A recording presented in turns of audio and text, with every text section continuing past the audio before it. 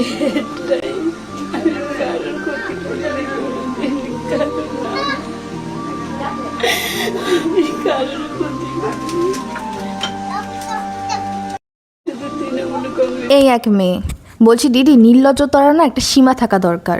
প্রথমত আপনাকে বলে রাখি, আপনারা তো বেশিরভাগ হিন্দু হয়ে মুসলিম ধর্মের, আমি কোনো ধর্ম নিয়ে মানে এরকম না যে খুব মন্তব্য করছি, তবুও আমি বলতে চাইছি যে হিন্দু হয়ে মুসলিম ধর্মের দিকে আপনাদের ঝোঁকটা একটু বেশি।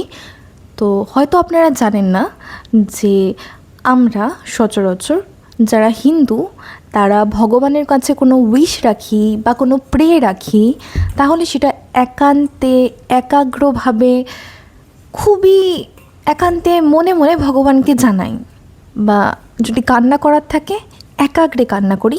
এরকম ভিডিও বানিয়ে লাখ লাখ লোকজনকে দেখিয়ে কাঁদি না, ঠিক আছে? এই যে আপনি যে ড্রামাটা করছেন দেখে না খুব খুব বাজে লাগছে। আর আমি একটা হিন্দুদের মেয়ে হয়ে এই যে ভগবানকে নিয়ে তামাশা করছেন, এটার বিস্তর প্রতিবাদ জানাচ্ছি। এটা যে আপনি করছেন এটা খুব খারাপ করছেন, এটা করবেন না প্লিজ।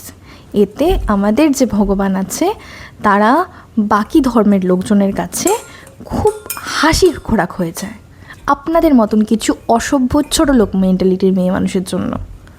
এটা কোনো ভদ্রতা? একে দেখে কেউ বলবে যে সারা গায়ে ভক্তি আছে, কান্না করছে? আরে তোকে তো অ্যাক্টর মনে হচ্ছে, তোকে তোর কান্নাটাও মনে হচ্ছে কুমিরের কান্না। এত ফালতু কেন তুই? এত ফালতু কেন? এত গালি খাস, তাও তোর লজ্জা নেই? অসভ্য ছোটো লোক মেয়ে একটা।